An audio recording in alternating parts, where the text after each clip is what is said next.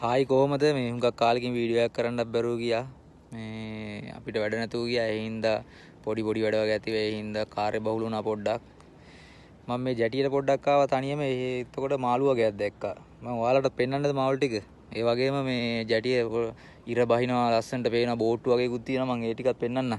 බලන්නකො කොහොමද කියලා. මේ ඉන්නේ මාළු ටික. බලන්නකො කොහොමද කියලා මාළු. ඔය ඉන්නේ. දැන් ටිකක් හිටියා ටිකක් ගිහිල්ලා අර ඉන්න එතන ගොඩක්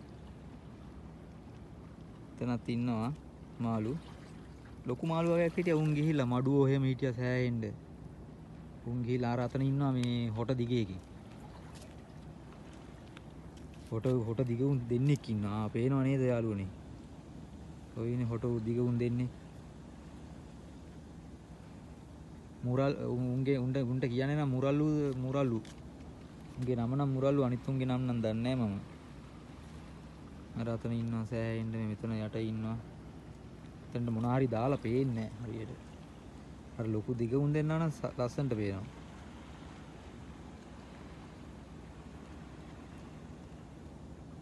එකෙක් යනවා මෙන්න මෙතන මොන හරි දාලා පේන්නේ නැහැ මෙතනට මේ ජරාව දානවනේ ගෙනල්ලා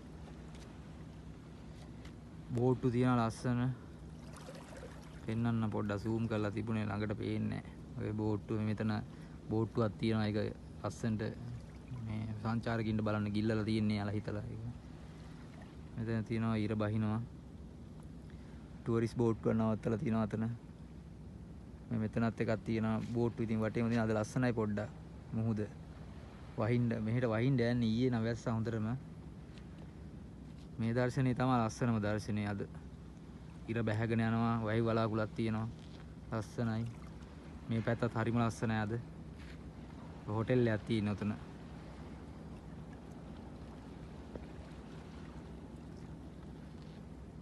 සෙන්ට තියනවාද ඉර බහිනවා